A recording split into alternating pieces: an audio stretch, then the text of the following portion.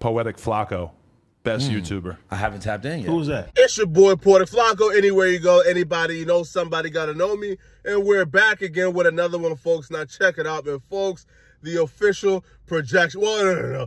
It's not even projections no more, man. The official numbers are in, bruh. Kendrick Lamar sold 286,000 copies first week.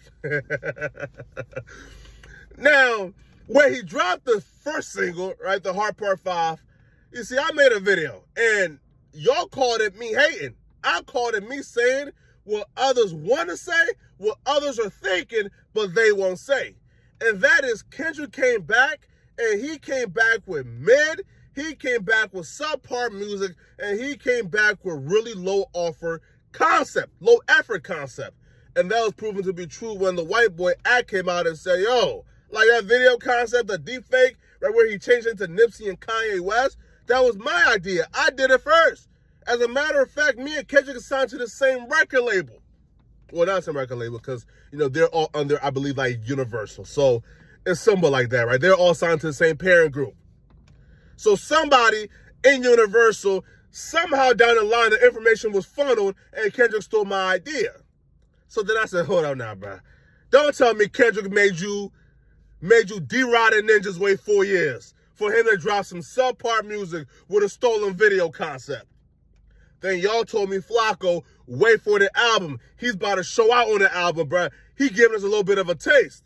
He's giving us some taste. Then Kendrick dropped the album. Now, I would say this, though.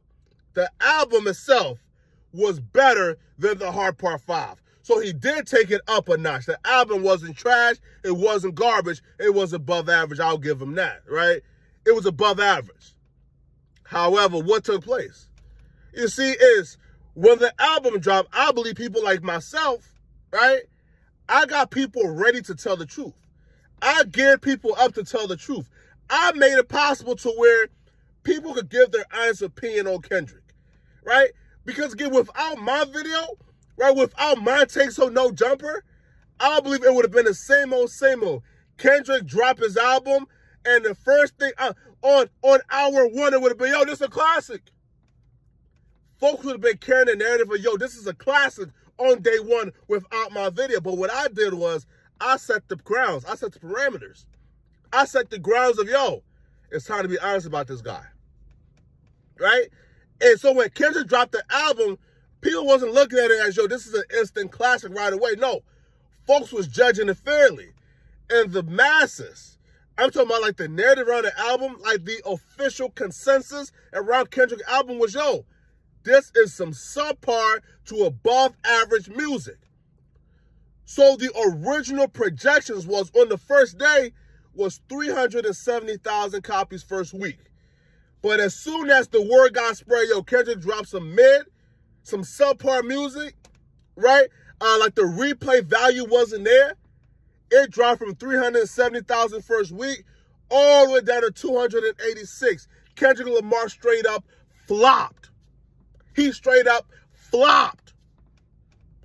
And if you don't think this is a flop, then you're not honest with yourself, bro. Now, 286,000 copies first week, that's a lot for a lot of people, yo. Right? He's by no means down bad or struggling, but he's still flop. He's Kendrick Lamar. Guys like Kendrick Lamar and Drake and J. Cole, you know what? Nah. I take J. Cole out of the Kendrick and Drake conversation. Guys like Drake and Kendrick Lamar, you ain't supposed to do anything under 400,000.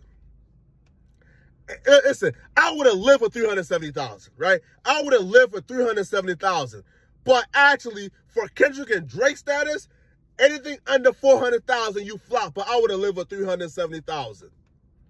But he did under 300K. Under 300K, right? Hey, yo, he did under 300K with 4 years of anticipation. His first album in 4 years. He barely dropped music in his 4 years. So he ain't dropped music. He ain't dropped an album in 4 years. This was supposed to be his welcome back party. The anticipation was there. And this man still didn't even do 300,000, bro. I think the conversation regarding Kendrick and Drake and who's the top rapper, that's over. That's over. That conversation is over. bruh, Drake has proven again, my boy. Listen, as Drake went ahead and told you niggas, man, if I went woke, I'll have all your fans. All your fans, man. You see, but again, though, I'm not hearing a conversation of Kendrick flopping anywhere in media right now. You know why? Because people are scared, bro.